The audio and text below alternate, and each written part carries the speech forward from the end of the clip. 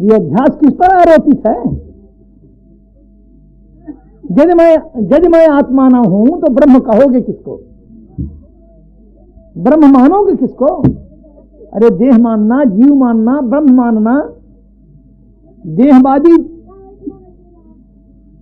तीन प्रकार की वादी है भैया।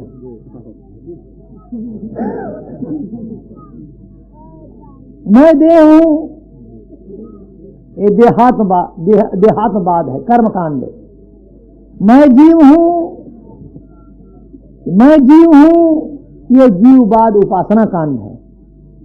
मैं ब्रह्म हूं, ये ब्रह्मवाद ज्ञान कांड है।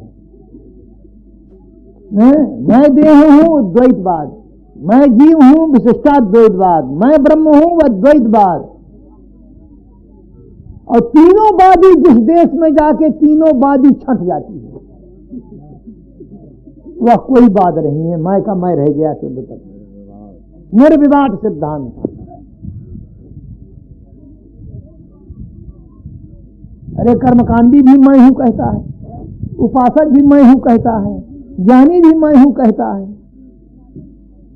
यदि शुद्ध तत्व मैं आत्मा ना हूं तो तीनों वादों का आधार कौन होगा? समझो बुद्धि से, अनुभव करो इस चीज का।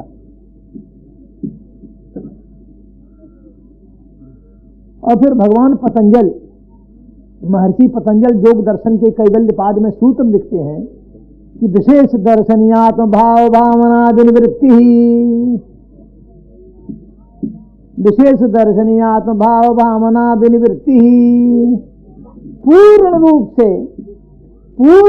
से स्वरूप ज्ञान हो जाने पर, पूर्ण रूप से आत्म तत्व का बोध हो जाने पर आत्म भाव की जो भावना है उसकी निवृत्ति हो जाती है। क्या ये प्रमाण है? पूर्ण रूप से स्वरूप माने अपने आप आत्मा का बोध हो जाने पर जो आत्म भाव की भावना है वह निवृत्त हो जाती है। तो आत्म भाव की भावना क्या है? अच्युतो हम, अनंतो हम, गोविंदो हम, अहम हरि, आनंदो हम, अशेषो हम, अजो हम, अमृतोस्मि हम, नित्यो हम, निर्विकल्पो हम, निराकारो हम, अव्ययः सच्चिदानंद रूपो हम, परिपूर्णोस्मि सर्वदा, ब्रह्मैवाहम न संसारी मुक्तो हम इति। ये आत्म भाव की भावना है। और जहां मैं तत्व का, आत्म तत्व का पूर्ण बोध जहां हुआ तो जितनी भावनाएं हैं ये सब निवृत्त हो जाती है, निकल जाती है, शुद्ध तत्व रह जाता है। बस शुद्ध तत्व रह जाता है। समझो विषय।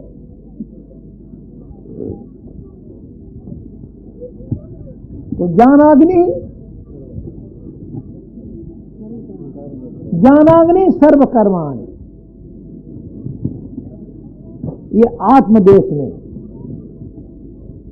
पूर्ण रूप से स्वरूप का बोध हो जाने पर संचित प्रारब्ध क्रियमाण तीनों नष्ट हो जाते हैं।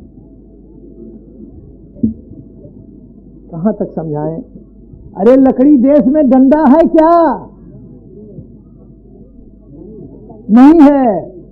तो फिर मुझे आत्मदेश में शरीर है क्या?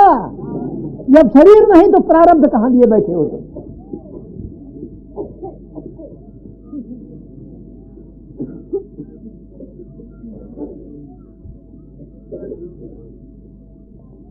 अरे भैया, जैसे लकड़ी देश में डंडा नहीं, तख्तपोश नहीं, चौकी नहीं, खंबा नहीं, कुर्सी, मेज, टेबल, स्टूल, स्वर्ण देश में आभूषण नहीं, धागा देश में वस्त्र नहीं, मिट्टी देश में घट नहीं, तो फिर ऐसे मुझ आत्मदेश में शरीर आदि प्रपंच है क्या? जब नहीं है तो शरीर का ही नाम तो प्रारब्ध है। तो प्रारब्ध कहोगे किसको? शरीर से कोई भिन्न वस्तु तो नहीं है। यहां पर पूर्ण रूप से अज्ञान का नाश हो जाता है, अज्ञान नहीं रहता यहां पर।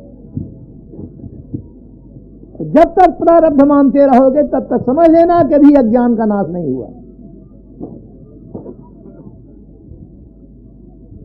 शुद्ध तत्व जब मैं का मैं रह जाता है, यही कैवल्य है, यही कृतकृत पद है।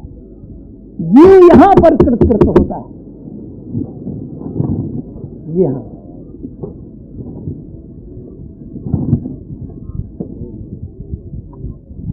जिज्ञासुओ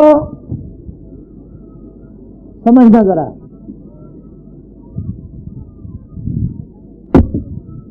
देखो, रामायण का उत्तरकांड ज्ञान दीपक, रामायणी बैठे हों तो जरा कान ध्यान देकर के सुनाएं।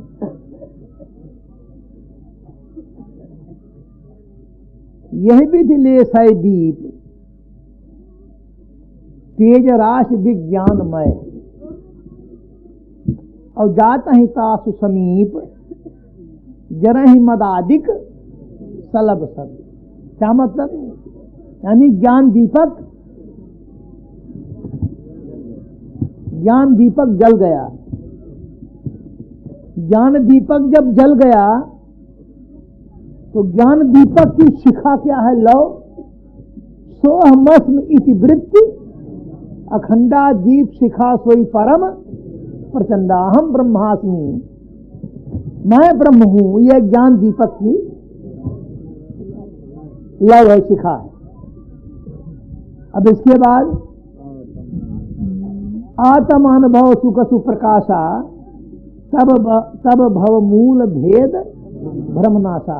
आगे चलो। प्रबल अविद्या कर परिवारा मोहवाद तम मिटे अपारा। सब कुछ तो हो गया। मानस प्रेमियों, तब सोई बुद्धि पाए उजियारी, उरे गृह ग्रंथि बैठ निर्वारी। अब यहां पर मानसकार कहते हैं कि उस समय बुद्धि जो है हृदय में बैठकर, हृदय देश में, और ग्रंथि खोलती है। अब मानस प्रेमियों से यह प्रश्न है कि क्यों जी, जब आत्मानुभव सुख सुप्रकाशा हो गया, प्रबला विद्या कर परिवारा मोह आदि तम मिटे अपारा, सब कुछ हो गया, तो कौन सी ग्रंथि अब रह गई जिसके खोलने के लिए बुद्धि ज्ञान के प्रकाश में बैठती है? कौन सी ग्रंथि रह गई? कभी तुमने विचार किया? जिंदगी तो बीत रही रामायण पढ़ते पढ़ते, पाठ करते करते, कभी सोचा कौन सी ग्रंथि रह गई जो हृदय देश में जो है बैठ करके बुद्धि उस ग्रंथि को खोलती है? जब फिर देखो, तब सोई बुद्धि पाए उजियारी, उरी गृह ग्रंथ बैठ निर्वारी, छोड़त ग्रंथ पाव जो सोई, तब यह जीव कृतार्थ होई। अच्छा, छोड़त ग्रंथ जान खगराया, विघ्न अनेक करे तब माया। क्या विघ्न करती है माया? क्या विघ्न करती है? कि रिद्ध सिद्ध प्रेरे बहु भाई। देखो, माया का कौन घर उजड़ा जा रहा है कि जो विघ्न करती है? अब आगे बताएंगे, पूरा हम प्रसंग पढ़ दें। अच्छा, तो रिद्ध माया का विघ्न देखो, रिद्ध सिद्ध प्रेरे बहु भाई, बुद्धि लोभ दिखा वही आई, कल बल छल कर जाए समीपा, अंचल बात बुझावे दीपा, परंतु बुद्धि हो जो परम सयानी, चिंतन किसब न अनहित जानी। तो भिंदी द्वार झरो खाना, ना जाता बैठे हैं सुरथाना, आबद देखें विषय बिहारी, ते हट दे कपाट उघारी। क्योंकि इंद्री सुरन न ज्ञान सुहाई, विषय भोग पर प्रीत सदाई। तो जब सो प्रभंजन उर गिरह जाई, जब सो प्रभंजन उर गिरह जाई, तब दीप विज्ञान बुझाई। तो ग्रंथि न छूट मिटा सुप्रकाशा, बुद्धि विकल्प है विषय, तब फिर जीव विविध विध पावे संग क्लेश, हरि माया अति दुस्तर तर न जाए देंगे। सुनो अब शंका, अब कौन सी बुद्धि रही, केड़ी बुद्धि रह गई हृदय विच, जिन्हें खोलने के वास्ते बुद्धि ज्ञान दिलाई, जिनमें ज्ञान के प्रकाश में बैठती है? केड़ी बुद्धि, केड़ी ग्रंथि है? ये सोचने वाली गल है। केड़ी केड़ी ग्रंथि है? सुनो,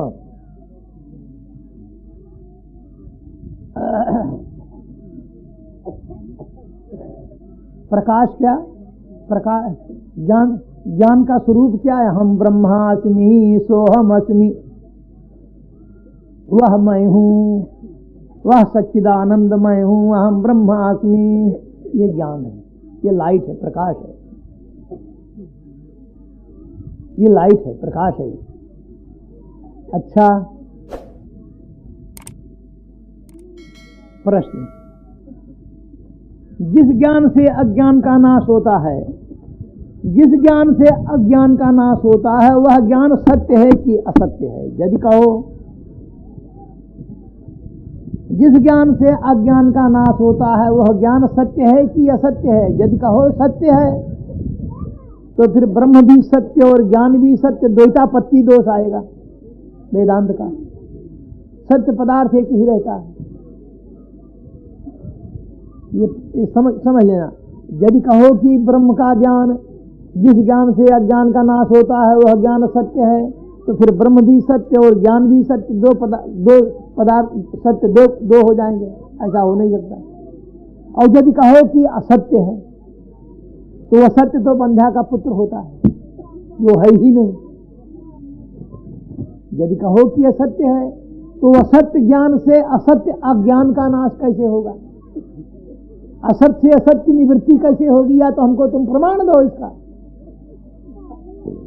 कि असत्य से असत्य की निवृत्ति होती है। तो कहते हैं हाँ प्रमाण देंगे स्वप्न का। स्वप्न में यानी कोई सोया है तो क्या स्वप्न देख रहा है कि जैसे जंगल पहुंच गया, मैं किसी घोर जंगल में पहुंच गया और वहां शेर दिखाई दिया जंगल में। तो जंगल में जब शेर दिखाई दिया तो जंगल वाले शेर को, उस शेर को हम सपने की गोली से मारेंगे कि जाकर तपस्या की गोली से, स्वप्न की गोली से? तो स्वप्न का शेर भी असत्य और स्वप्न की गोली भी असत्य। इस तरह असत्य से असत्य की निवृत्ति हो जाती है स्वप्न के दृष्टांत से। तो पूर्व पक्षी कहता है ठीक है, असत्य से असत्य की निवृत्ति तो स्वप्न के दृष्टांत से हमने मान लिया, परंतु श्रीमान जी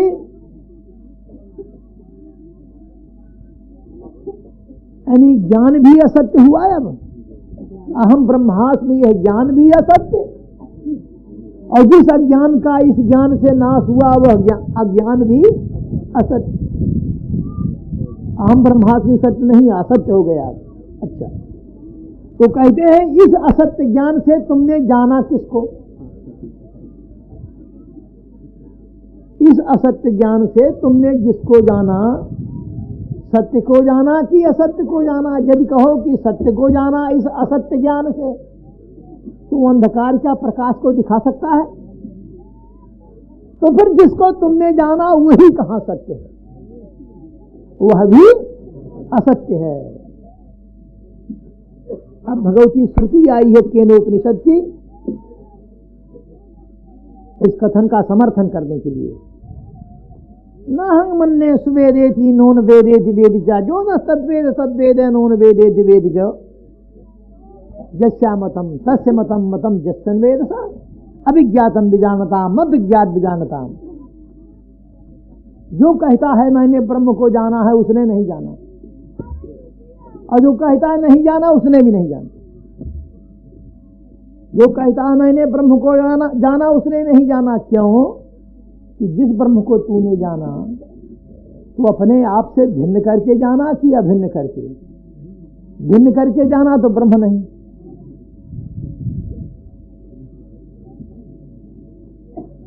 यह विश्व के लिए चुनौती है। मैं से अलग होकर के अगर जाना तो भगवान नहीं हो, ब्रह्म नहीं है। मैं से भिन्न करके जाना तो ब्रह्म नहीं, अभिन्न करके जाना तो जाना किसको?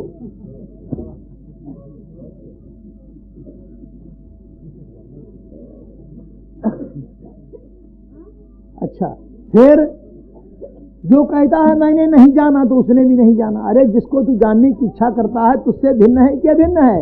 यदि भिन्न है तो ब्रह्म नहीं, या भिन्न है तो जानेगा किसको?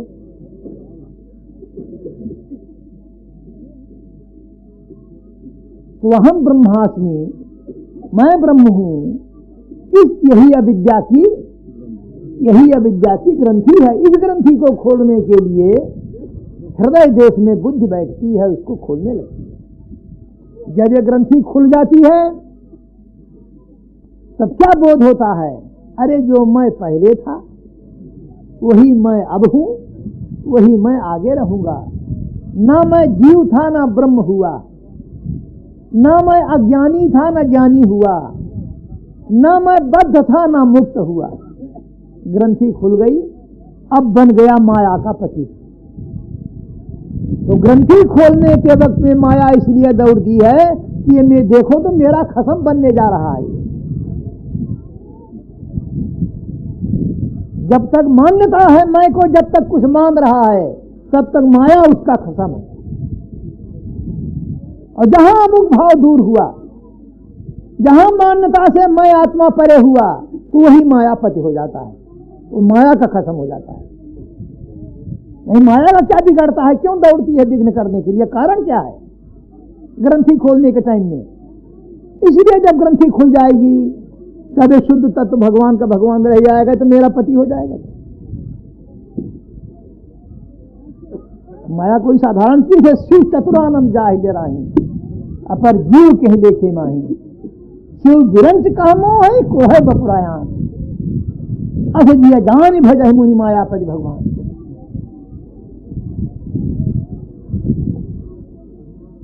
जी हाँ, तो ज्ञान अग्नि सर्व कर्माणि भस्मसात् कुरुते अर्जुन। ज्ञान रूपी अग्नि से समस्त कर्म, तो यही ज्ञान रूपी अग्नि है और इसी का नाम विमल ज्ञान है। जब तक शुद्ध तत्व आत्मा का बोध नहीं हो जाता, तब तक कर्मों के बंधन से छुटकारा हरगिज नहीं मिल सकता। प्रारब्ध जब तक मान रहे हो तब तक तब तक कर्मों का बंधन है। तुम छूटे क्या और तुमको मिला क्या खास? अब यही कारण है, बड़े बड़े वेदांती आकर के हमसे प्रश्न करते हैं, स्वामी जी समझ तो लिया हूं कि मैं ब्रह्म हूं, परंतु देहाभिमान नहीं दूर होता। ठीक श्रीमान जी, क्या समझे हो? मैं देह नहीं हूं, मैं तो ब्रह्म हूं।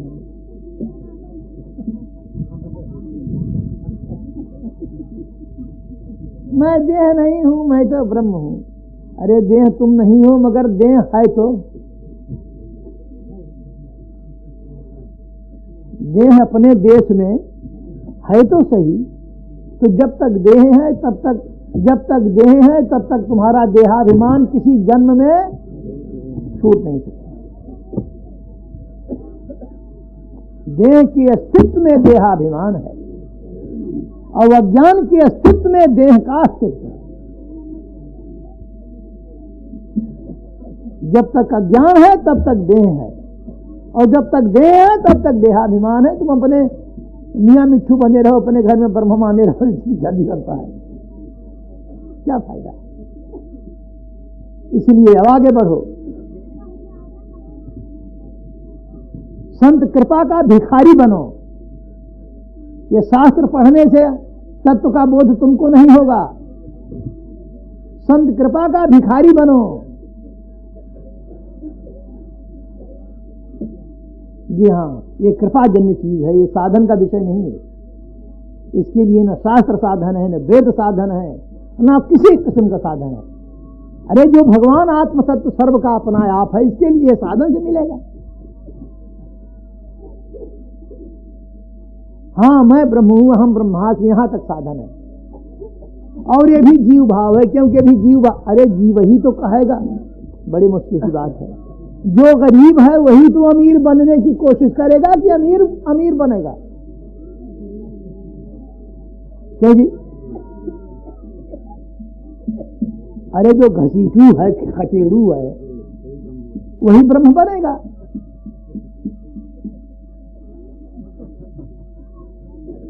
और जो ब्रह्म है दरअसल वो कहेगा ब्रह्म बनेगा भाई।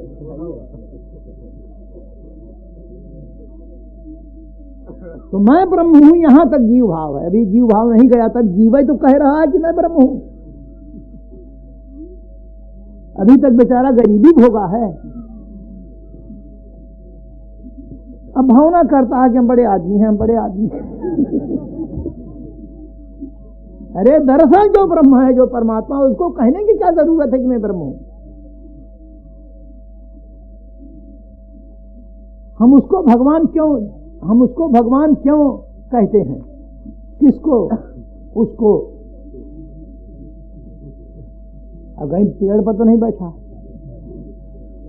हम उसको भगवान क्यों कहते हैं? क्योंकि वह अपने आप को भगवान भी नहीं कहता। उस परम तत्व को हम भगवान क्यों कहते हैं?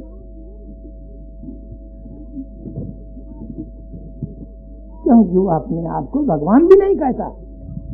इसीलिए सारी दुनिया उसके पीछे पागल है और उसको भगवान कहती है।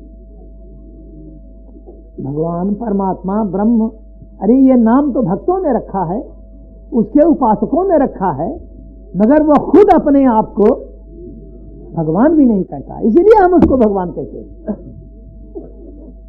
तो तुम अकड़ते फिरते हो कि मैं ब्रह्म हूं, मैं भगवान हूं। तुम दरअसल अभी जीव ही हो। तुम्हारी गरीबी अभी, कंगाली अभी नहीं गई। इसलिए रोशनी में आओ।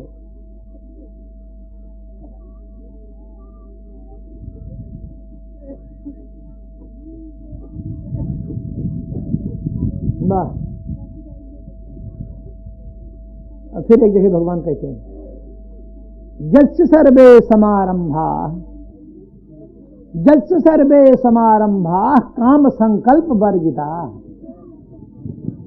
जस्य सर्वे समारंभा काम संकल्प वर्जिता ज्ञानाग्निदग्ध कर्माणं तमाहु। क्या मतलब है? रामाश्रय से गोविंदा नमो जो हैगा सो। जस्य सर्वे समारंभा काम संकल्प वर्जिता। अरे जिसके समारंभा, आरंभ माने जितने विकल्प हैं, क्योंकि विकल्प के बाद ही फैक्ट्री चालू।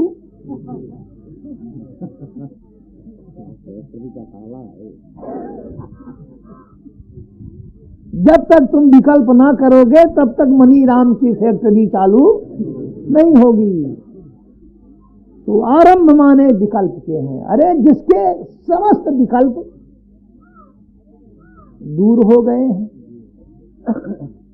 माने देह भाव, जीव भाव, ब्रह्म भाव, कहने का मतलब यह है कि मैं के ऊपर जितने विकल्प हैं, जब मैं आत्मा हो गया विकल्प रहित, मान्यता रहित, जोगमाया का ढक्कन जब उघड़ गया, वाह, अरे वाह रे यार, पर्दा नशी, क्या कहना, कितना सुंदर पर्दा, कितना सुंदर बुर्का है। बुर्का वाली सबको देखती है मगर दुनिया उसको नहीं देखती। जोगमाया करके ढका हुआ मैं आत्मा, जोगमाया के बुर्का में, पर्दे में, घूंघट के अंदर छुपा हुआ जो भगवान आत्मा मैं हूं, तो मैं सबको देखता हूं। परंतु इंद्रियां सब मुझ आत्मा को देखने में समर्थ नहीं। वाह,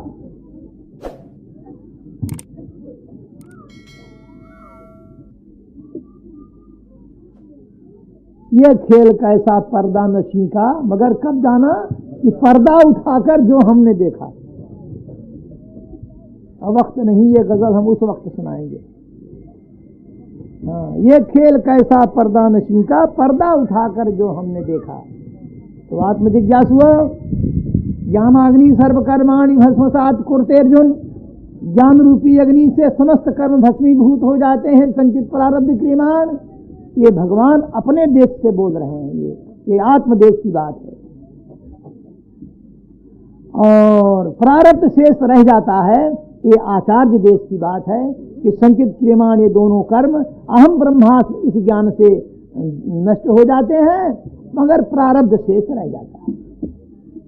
इस प्रकार भगवान नारद राजा प्राचीन बर्हिषद के प्रति कर्मों का विश्लेषण कर रहे हैं।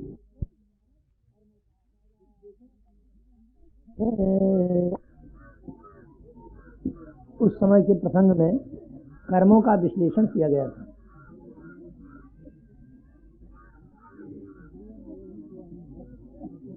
अब प्रसंग है पुरंजनोपाख्यान। आसीत्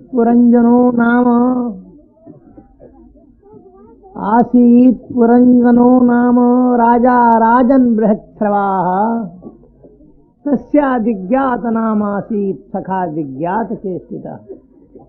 इस पृथ्वी मंडल पर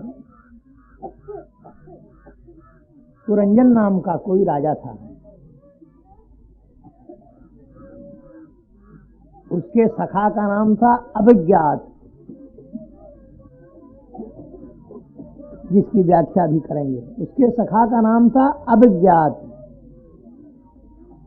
किसी दिन अपने सखा का संग छोड़कर पृथ्वी भ्रमण करने के लिए निकला तो उसने बड़ी सुंदर एक नगरी देखी जिसके 9 दरवाजे थे। नगरी की सुंदरता देखकर राजा पुरंजन उसके अंदर प्रवेश करता है। जब अंदर जाता है तो क्या देखता है, बड़ी सुंदरी एक स्त्री युवावस्था की बैठी है, जिसके पास में 11 योद्धा बैठे हैं और एक नाग है जिसके 5 सिर हैं। उस सुंदरी के पास जाकर राजा पुरंजन उससे पूछता है, कातम कंज पलाशाक्षी कश्यासी कुतः सती इमा मुमपुरीम भीरु किम चिकीर संसमे। बाले, कातम तू कौन है, किस कुल की है, और ये जो 11 योद्धा हैं ये कौन होते हैं, ये 5 सिर वाला जो नाग है ये कौन है। तो स्त्री कहती है कि न विदाम वयम सम्यक कर्तारं पुरुषर्षभ। हे पुरुषों में श्रेष्ठ राजन, महाराज वयम न विदामः, ये तो हमें पता नहीं है कि हम किस कुल की हैं।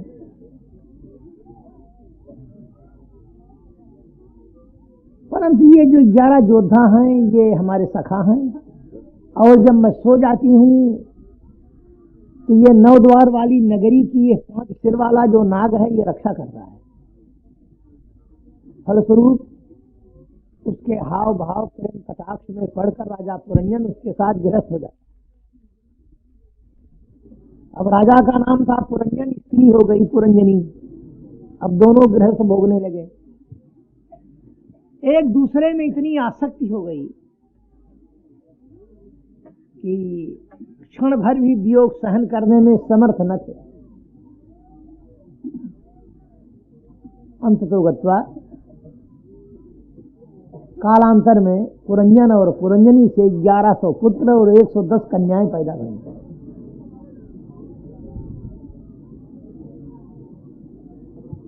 जब मृत्यु काल आया दोनों का,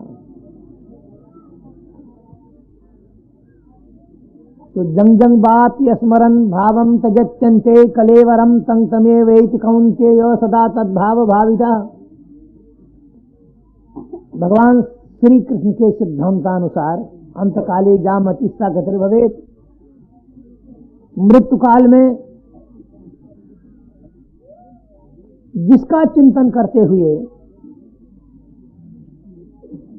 प्राण त्याग करता है, कोई भी हो, उसी के स्वरूप को जाकर प्राप्त होता है।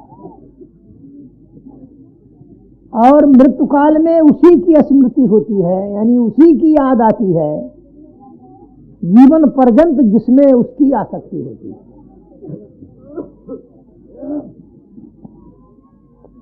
जो प्रिय वस्तु होती है और जिसमें आसक्ति होती है, मरण काल में उसी का वो स्मरण करता हुआ प्राण का त्याग करता है। आसक्ति का स्वरूप क्या है? संयोग में हर्ष और वियोग में शोक हो, यही आसक्ति का स्वरूप है। अब दोनों की मृत्यु हुई। तो पुरंजन ने जब प्राण का त्याग किया पुरंजनी के ध्यान में, तो विदर्भ देश के राजा के यहाँ वैदर्भी नाम की राजकन्या बना। और पुरंजन के ध्यान में जब शरीर त्याग किया तो किसी राजवंश में मलेध्वज नाम का राजकुमार हुई। मिसल उलट गई बिल्कुल।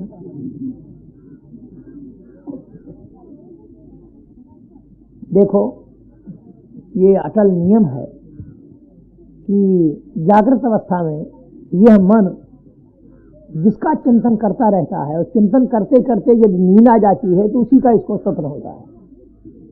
ये है। अब क्या हुआ कि पूर्व जन्म के संस्कारानुसार वैदर्भी और मलेध्वज दोनों का फिर विवाह हो गया। राजा रानी बने, गृहस्थ भोगने लगे। जब वृद्धावस्था आने लगी तो मलेध्वज और वैदर्भी के राजा रानी दोनों पुत्रों को राज्य शासन सौंपकर वन में तप करने के लिए चले गए। कालांतर में मलेध्वज राजा की मृत्यु हो गई। कौन मलेध्वज? पूर्व जन्म की रानी पुरंजनी। तो वैदर्भी रानी माने पूर्व जन्म का राजा पुरंजन मृतक पति के पास बैठ करके वो रानी विलाप करती है।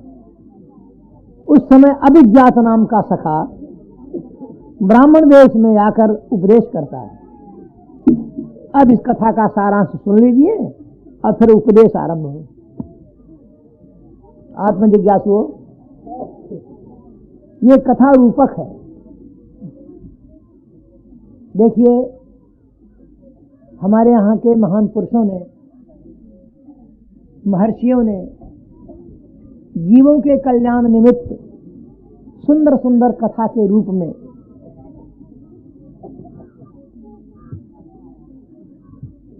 आत्म कल्याण किया है, जीवों का उद्धार किया है, बोध कराया।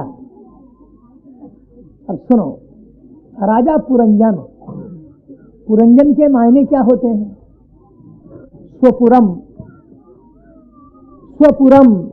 स्ववासनया स्वेच्छया स्वसंकल्पेन स्वपुरम शरीरम देहम जनेत जह सह पुरंजनो जीवः। अपने संकल्प से, वासना करके, कल्पना करके, अरे 3.5 हाथ का जो ये शरीर है पूर्व है,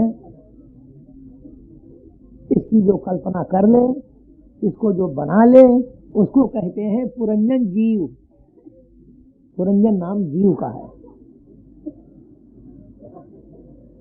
जीव का सखा अविज्ञात माने सच्चिदानंद घनभूत परमात्मा, ये जीव का सखा है।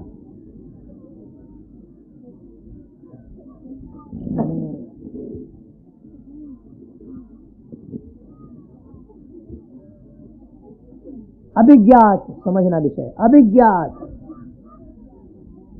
कितना सुंदर विशेषण दिया है भगवान का यहाँ। अभिज्ञात, न विज्ञाता है कि अभिज्ञाता, यानी परमात्मा का परिज्ञाता परमात्मा के सिवाय दूसरा नहीं है। समझ लो जितने बैठे हैं, सुन लो कान खोलकर। परमात्मा का जानने वाला, परमात्मा का दृष्टा, परमात्मा का ज्ञाता, परमात्मा के अतिरिक्त दूसरा कोई नहीं। कैसे नहीं है सुनो, समझो विषय। परमात्मा है सतचित आनंद। थोड़ा तुम कहो, थोड़ा हम कहें। परमात्मा है सत चित आनंद, सत्स्वरूप, चित स्वरूप, आनंद स्वरूप। बिल्कुल ठीक।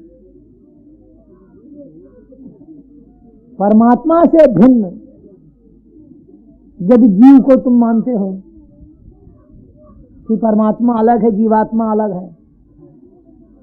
तो परमात्मा सत्स्वरूप है और जीव यदि उससे भिन्न है तो सत से भिन्न। समझना इस युक्ति को, ये ब्रह्मास्त्र है। सत से भिन्न, अरे असत्य होगा कि सत्य?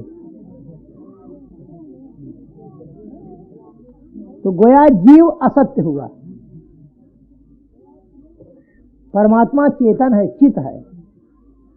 परमात्मा से भिन्न यदि जीव है तो जीव जड़ होगा कि चेतन? परमात्मा आनंद स्वरूप है। यदि जीव उससे भिन्न है तो दुख रूप होगा कि आनंद रूप? तो जीव असत, जीव जड़ और जीव दुख रूप। तो फिर परमात्मा के जानने में जीव को अधिकार है यदि भिन्न है वस्तुतः?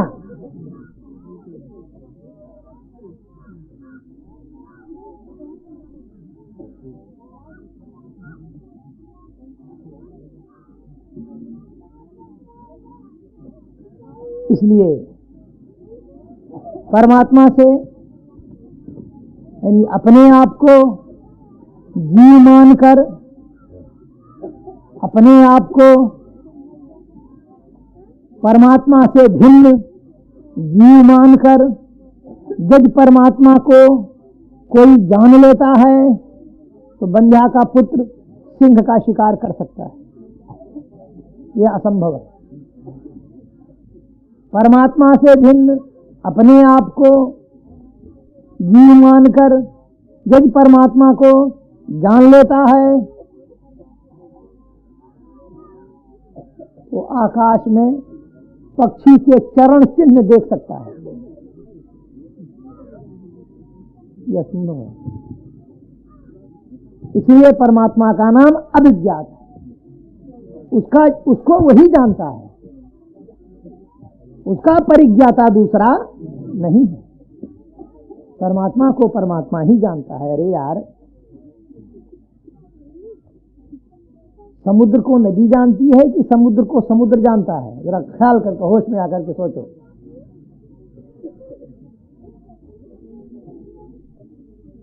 समुद्र को नदी जानती है या समुद्र को समुद्र जानता है?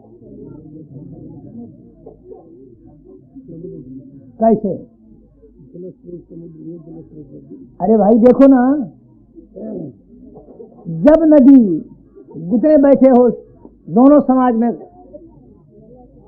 सुनो, जब नदी समुद्र को जानने के लिए चलती है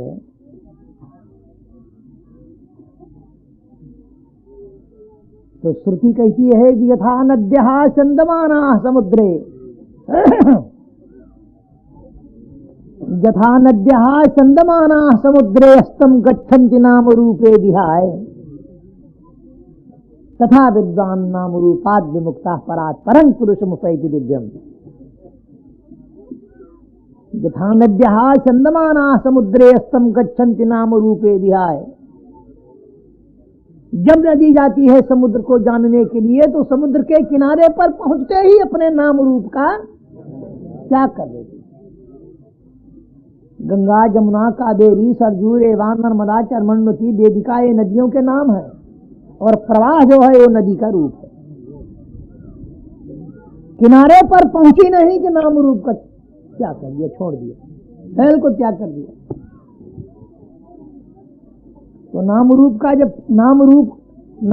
का जब त्याग कर दिया तो नाम रूप के त्याग कर देने पर क्या रहा फिर शेष? नदी रही या समुद्र? बस यही समुद्र का ज्ञान है। नदी अपना अस्तित्व रखकर, नदी अपना वजूद रखकर समुद्र के जानने में नदी को अधिकार बिल्कुल नहीं।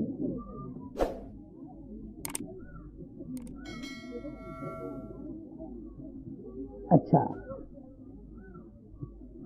जब नदी नाम रूप का त्याग कर दिया आपने, हैं? तो नदी की अब ये और बारीक चीज है, नदी की अपेक्षा से समुद्र था या समुद्र की अपेक्षा से समुद्र था? जब नदी नहीं रही तो समुद्र कहने वाला कौन होगा? अरे समुद्र नाम नदी ने रखा कि और किसी ने? जब नदी गायब हो गई, नदी नष्ट हो गई, तो समुद्र कहेगा कौन? अब जो रहा ना वो नदी है ना समुद्र।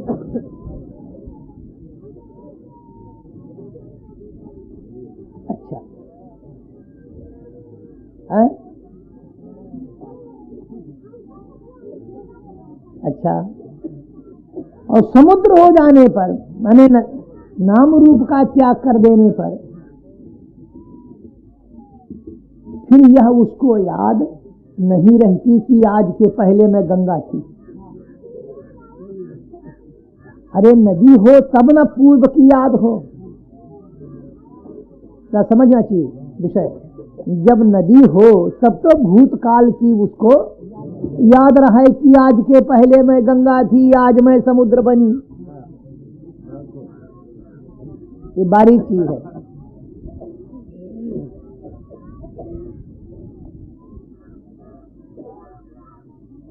तो ना पहले की याद और न अब की याद, यही समुद्र से मिलना है, यही समुद्र की प्राप्ति है और यही समुद्र का दर्शन है। इसी प्रकार भगवान को जो प्राप्त कर लेता है, पूर्ण बोध जब हो जाता है स्वरूप का, फिर उसको यह याद नहीं रहती कि आज के पहले मैं जीव था।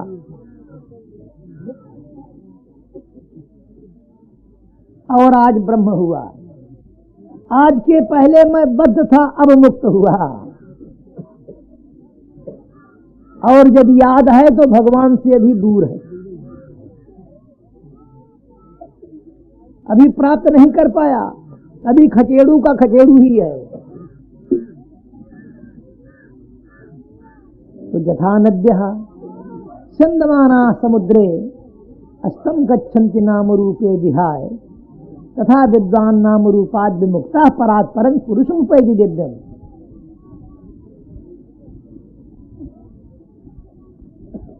इसलिए मानसकार ने कहा है कि सो जान जहि देहु जनाए, सो जान जहि देहु जनाए, और जानत तुम ही होए। देख लो, जानत तुम ही होए जाए। अरे राम को जानकर राम हो गया। ब्रह्म में तो ब्रह्म ही भवति इति श्रुते प्रमाणत्वात्। इसलिए परमात्मा का नाम अभिज्ञात है। परमात्मा का ज्ञाता परमात्मा ही है, परमात्मा का प्रमाता परमात्मा ही है, परमात्मा का साक्षी परमात्मा ही है, परमात्मा का दृष्टा परमात्मा ही है। अपने आप को जीव मानकर परमात्मा की जानने की इच्छा करना जीव की ये अनधिकार चेष्टा है। जीव को परमात्मा के जानने में कोई अधिकार नहीं है।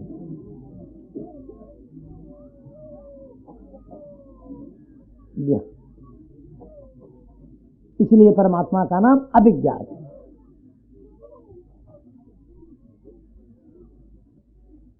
हाँ जी, अभी 11 योद्धा कौन? पुरंजनी, पंच कर्मेंद्री, पंच ज्ञानेन्द्री, गिरवामन, यही 11 योद्धा हैं बुद्धि रूपी पुरंजनी के।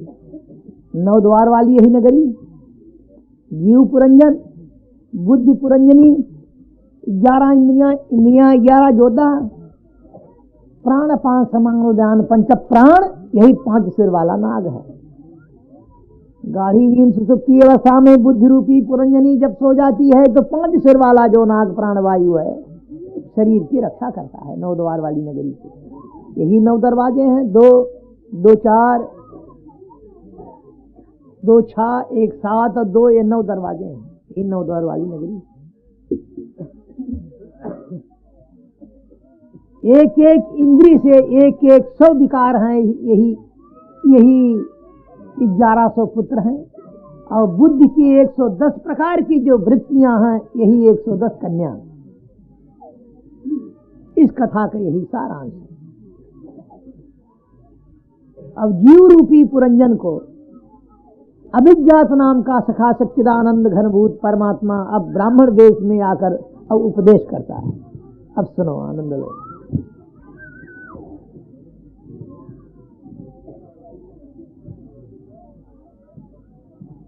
का तुम कस्यासि को बायम शयानो जस्य सोचसी हैं? का तुम, तू कौन है? अयम का, ये कौन है? इतना भ्रम, इतना अज्ञान, इतनी महान भूल, भूल गया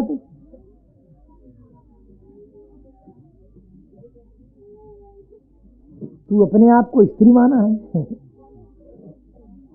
तू अपने आप को 3.5 हाथ का शरीर मानकर स्त्री मानता है।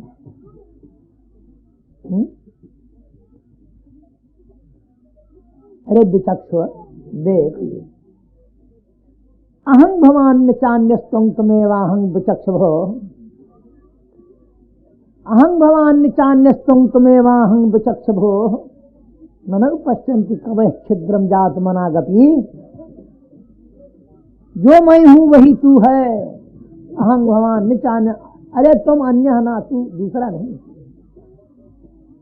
तमेवाहं, अरे तू ही मैं हूं, तू ही मैं हूं और मैं ही तू है। मुझ परमात्मा तुझ जीवात्मा में कभी जो महात्मा जन है, विद्वत जन है, किंचित मात्र का भी, जरा से भी छिद्र मात्र का भी अंतर नहीं मानते, भेद नहीं मानते। वो चीज रहे, देख ले, जान ले, समझ ले।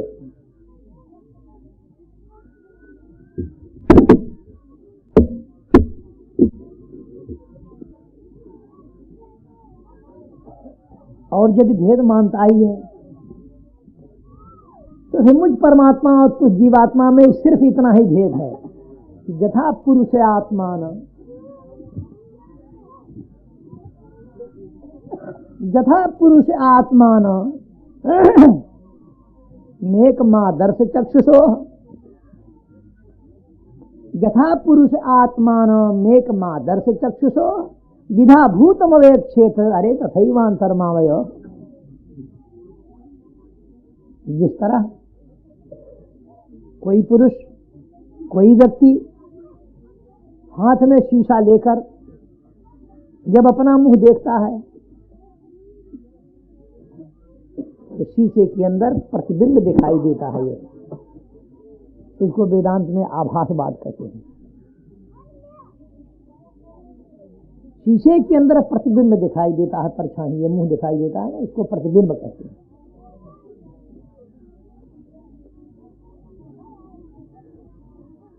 तो जिस तरह बिंब और प्रतिबिंब का भेद है,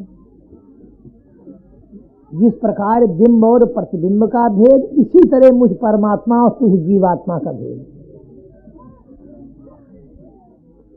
परंतु बिंब और प्रतिबिंब का जो भेद है ये सोपाधिक भेद है, निरुपाधिक भेद नहीं।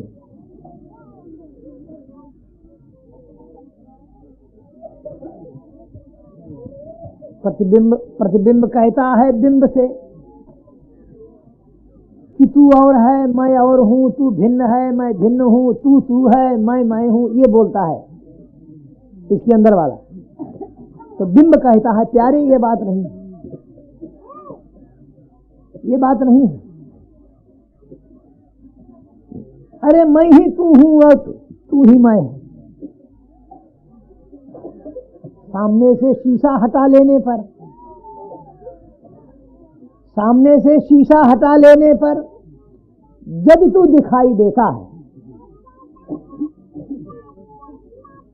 सामने से शीशा हटा लेने पर जब तू दिखाई देता है तो फिर तू है, मैं हूं, तू भिन्न है, मैं भिन्न हूं, तू और है, मैं और हूं।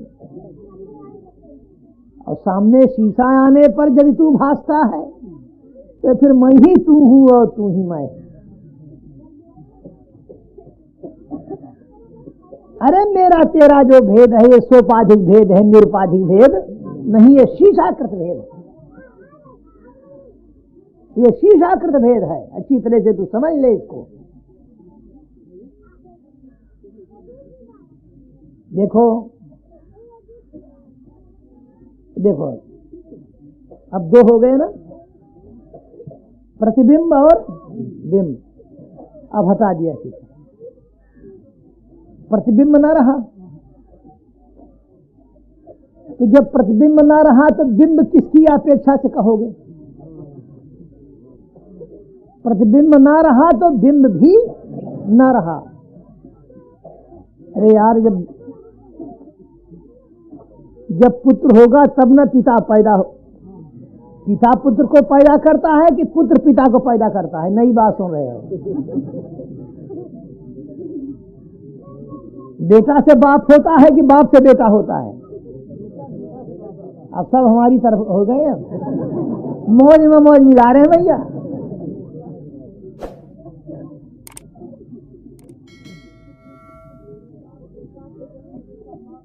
तो देखो, तो अरे भाई, जब पुत्र होगा, कोई पिता कहने वाला जब होगा तब ना पिता होगा। तो पुत्र के भाव में पिता का भाव है, पुत्र के भाव में पिता का भाव है, पुत्र के अभाव में पिता का अभाव। अब जो रह गया शेष, वो ना पिता है, वो ना पिता है ना पुत्र है। जैसे देखो, ये बालक बैठा है आपके सामने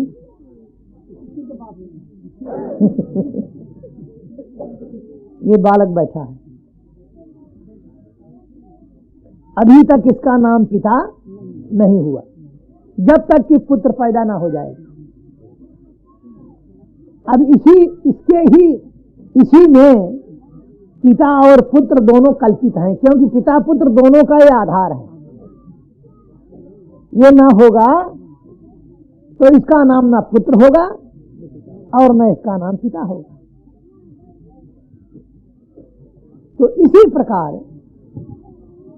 जब प्रतिबिंब है तब बिंब है, और प्रतिबिंब जब ना रहा तो बिंब भी न रहा। अब जो रह गया, ये ना बिंब है ना प्रतिबिंब है, बल्कि बिंब प्रतिबिंब इसी में कल्पित है। बिंब प्रतिबिंब दोनों का ये आधार है। इसी तरह अब इसको अभी भगवान ने ऐसा कहा ना यहाँ, अब इसको दार्शनिक मिलेगा। इसी तरह जागृत अवस्था में मुझ आत्मा के समक्ष, जागृत अवस्था में मुझ आत्मा के सामने जब मन रूपी शीशा आता है तो जीव रूपी प्रतिबिंब और ईश्वर रूपी बिंब, ये दो बन जाते हैं। नहीं समझे बाबा?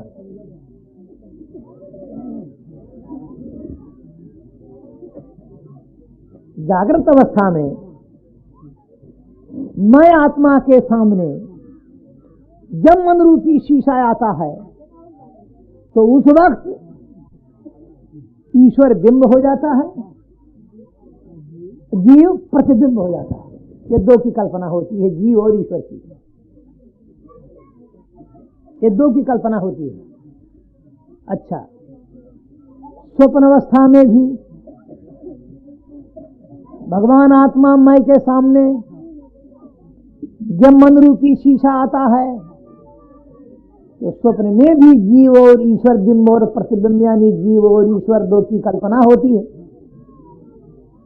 परंतु गाढ़ी नींद सुसुप्ति अवस्था में जब मन रूपी शीशा नहीं रहता, अपने कारण अज्ञान में जाकर लीन हो जाता है मन, तो जब शीशा नहीं रहता तो जीव रूपी बिंब और जीव रूपी प्रतिबिंब और ईश्वर रूपी बिंब, ये दोनों की कल्पना भी नहीं रहती, गायब हो जाती। जीव ईश्वर कहाँ चले जाते हैं पता नहीं। परंतु अरे जिस पर जीव ईश्वर, जिस आधार पर जीव और ईश्वर ये दोनों आधारित हैं, वो मैं आत्मा जागृत में भी, स्वप्न में भी, सुसुप्ति गाढ़ी निद्रा में भी। जो मैं जागृत में वही मैं स्वप्न में, जो मैं स्वप्न में वही मैं सुसुप्ति में।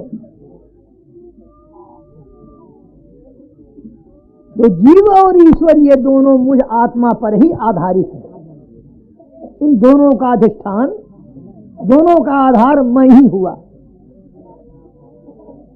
साफ है, बिल्कुल स्पष्ट है।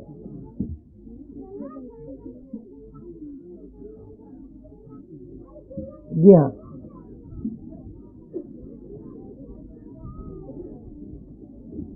निरुपम नित्य निरुपम, निरुपम नित्य निरंचके प्रखंडे मय चित सर्व विकल्पादि शून्य,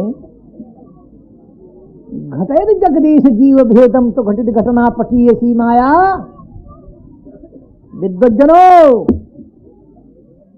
सुनो, ये माया पंचक है। नित्य निरुपम निरंचके प्रखंडे मय चित सर्व विकल्पादि शून्य। मैं आत्मा नित्य, मैं सनातन ब्रह्मात्मा नित्य, मैं निरुपम उपमा रहित, मैं आत्मा की कोई मिसाल नहीं, मैं निरंश अखंड समस्त विकल्पों से रहित। परंतु धन्यवी माया, अरे जो माया मुझ अखंड निरुपम नित्य निरंश आत्मा में जीव और ईश्वर दो की कल्पना कर देती है। अघटित घटना पटी ऐसी माया, अरे जो चीज ना घटने वाली वो भी घटाकर बता देती है। नित्य निरुपम निरंचके प्रखंडे मय चित सर्व विकल्पादि शून्य, घटेत जगदीश जीव भेदम तो घटित घटना पटी ऐसी माया। जो सुनने में ना आवे उसको प्रत्यक्ष करके दिखा देना, ये माया का काम है। श्रुति शत, ध्यान दो, श्रुति शत निगमांत शोध का अप्यहदनादि निदर्शनेन सद्यः घटेत चतुष्पदाद्य भिन्ना तो घटित घटना पटीयसी माया। बड़े बड़े विद्वान, बड़े बड़े विद्वान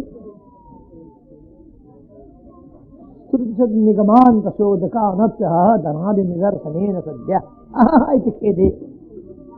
बड़े दुख की बात है, बड़ा ही आश्चर्य है कि वेदों के महावाक्यों का संशोधन करने वाले सत्वमसि अहम ब्रह्मास्मयम् आत्मा ब्रह्म प्रज्ञानं ब्रह्म जो वेदों के महावाक्य हैं, इन महावाक्यों के संशोधन करने वाले बड़े बड़े विद्वान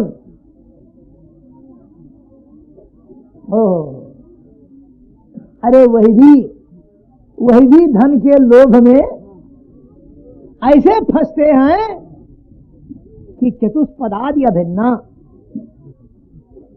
चार पैर वाले पशु और उनमें कोई भेद नहीं रह जाता। धन्य है री माया ठगनी। और वैसे हुमक की व्याख्या करेंगे। श्रुत सद निगमांत, श्रुत शब्द निगमांत, निगम माने वेदों का जो अंत है, महावाक्य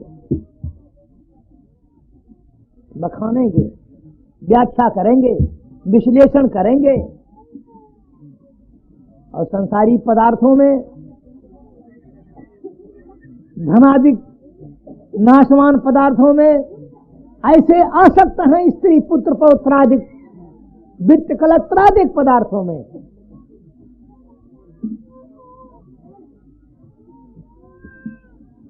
वाह, तो घटे चतुष्पदादि अभिन्ना। चतुष्पद माने चार पैर वाले पशु, और उन विद्वानों में कोई अंतर जो माया नहीं रखती, पशुवत धारणा हो जाती है उनकी, पशुवत वृत्ति हो जाती है उनकी। अघटित घटना पटिए सी माया। वाह, जो बात ना घटने वाली वो भी घटाकर बता देती है। श्रुत निगमांत शोध का अप्यह धनादि निदर्शनेन सद्या घटेत चितुष्पदाद भिन्ना तो घटित घटना पटिए सी माया। कुचित खंड विबोध मद्वितीये वेद नलाद विनिर्वते नियोज्य अरे भ्रमेत भवसागरे नितांते तो घटित घटना पटिए सी माया। सुकृत खंड विबोध मद्वितीय, अरे मुझ अद्वितीय भगवान सच्चिदानंद घनभूत आत्मा में जो माया पंच महाभूतों की कल्पना कर देती है, पृथ्वी जल अग्नि वायु आकाश, यद्यपि ये पांचों महाभूत हैं नहीं, पंच महाभूतों की कल्पना, पंच तन्मात्राएं जो शब्द स्पर्श रूप रसगंध इन पंच तन्मात्राओं की कल्पना, स्थूल सूक्ष्म कारण तीनों शरीरों की कल्पना, चतुष्टय अंतःकरण की कल्पना, पंच प्राणों की कल्पना, पंच कोशों की कल्पना, यद्यपि है नहीं तीन काल में, परंतु मुझ अद्वितीय सच्चिदानंद घनभूत भगवान आत्मा में जो माया नानात्व विकल्पों का विकल्प करते थी। सुखजित खंड विबोध मद्वितीये वेद नलाद विनिर्मितेन योज्य और भ्रमित भवसागर, जिसके चक्कर में पड़ करके जीव जो है अनादिकाल से वेद नलाद विनिर्मितेन योज्य भ्रमित भवसागरे नितान हम तो घटित घटना पटिए सी माया। अब कहते गुण वर्ण जाति भेदे या सुखजित विप्र विराध्यहन कृतिम च घटे सुतदार गेह मोहम तो घटित घटना पटिए सी माया। अब कहते गुण, अरे मुझ आत्मा में ना वर्ण है धर्म है, ना आश्रम धर्म है, ना मैं ब्राह्मण हूं, ना क्षत्रिय हूं, ना वैश्य हूं, ना शूद्र हूं, न ब्रह्मचारी हूं, न गृहस्थी हूं, न बाणप्रस्थी हूं, न सन्यासी हूं, न स्त्री हूं, न पुरुष हूं, समस्त उपाधियों से मैं आत्मा रहित हूं।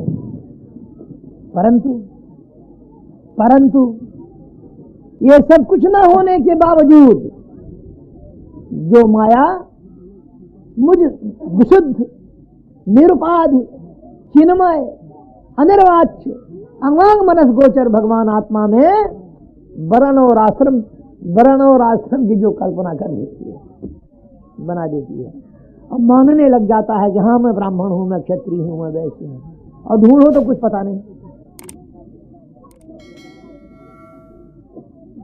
सुखचित खंड विबोध अपगत गुण वर्ण जाति भेदे अपगत गुण वर्ण जाति भेदे सुखचित विप्र विडाद्यहम कृतिम च घटे सुदार गेह मोहम घटित घटना पटिए सी माया। विधि हरि हरि भेद मत खंडे बस बिरचज बुधान अभिप्रकामम।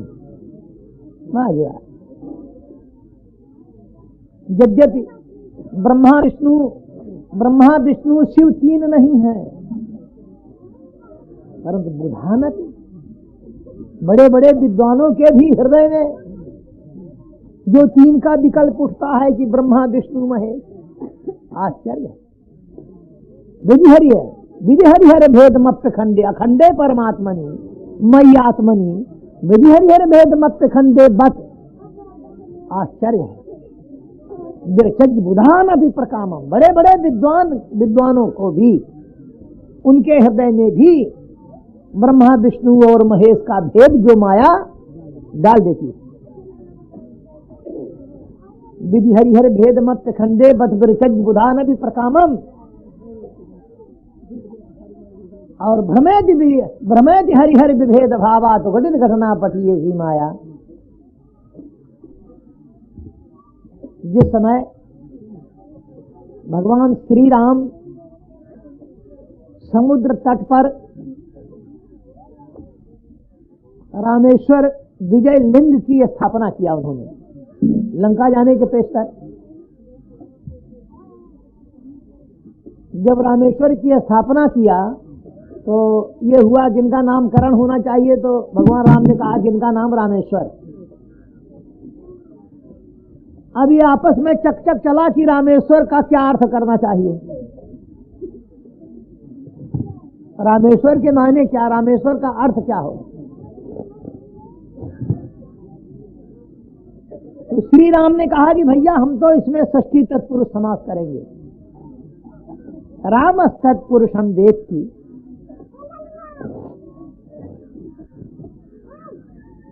राम तत्पुरुषम वेत्ति बहुव्रीहम च शंकरा